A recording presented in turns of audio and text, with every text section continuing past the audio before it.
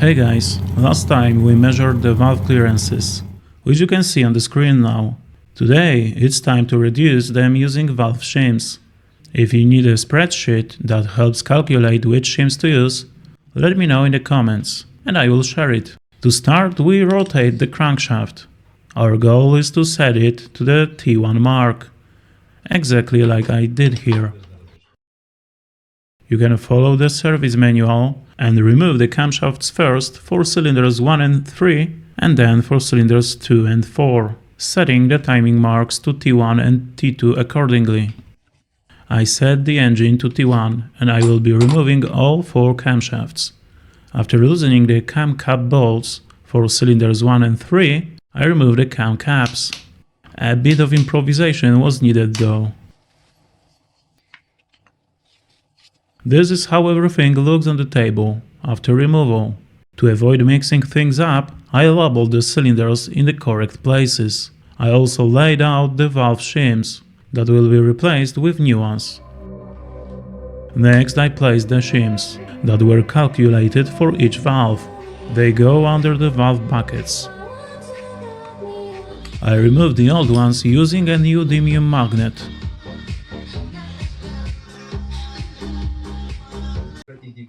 Now it's time to move on to the next cylinders. Just like before, we need to remove the cam cap bolts.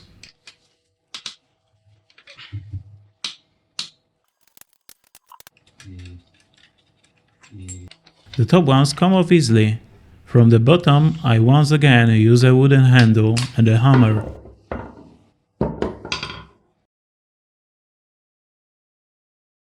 This is how all 4 camshafts look after removal.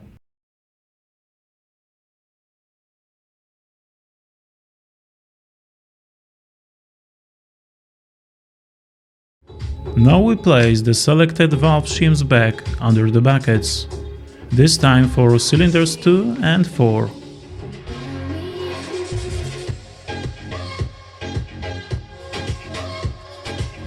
Let's also take a look at the cam caps. Some of them have visible cracks in the casting. I also noticed that during a previous service, someone probably used a chisel or a flat screwdriver and hit the small balls inside the cam caps. From what I found online, these balls regulate the oil pressure supplied to the camshafts, preventing excessive oil flow, which is important for the durability of the valve train. Apparently, they can fall out during disassembly. Maybe that's why someone treated them like this.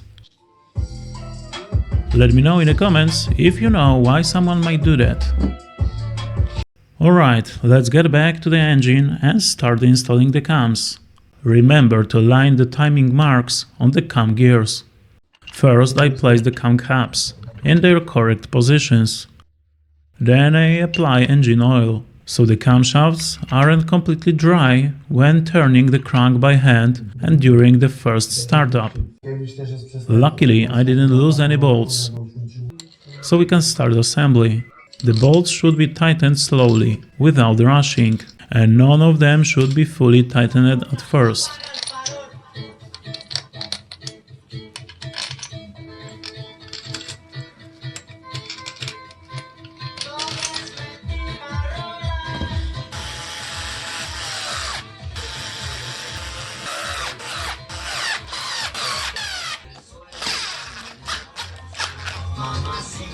For the final tightening I use of course the torque wrench.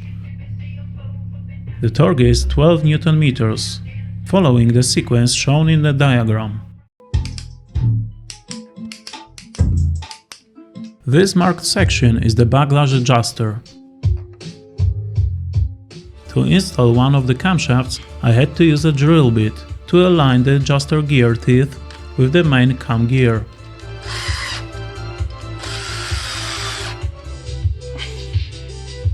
After that, installing the cam caps goes smoothly.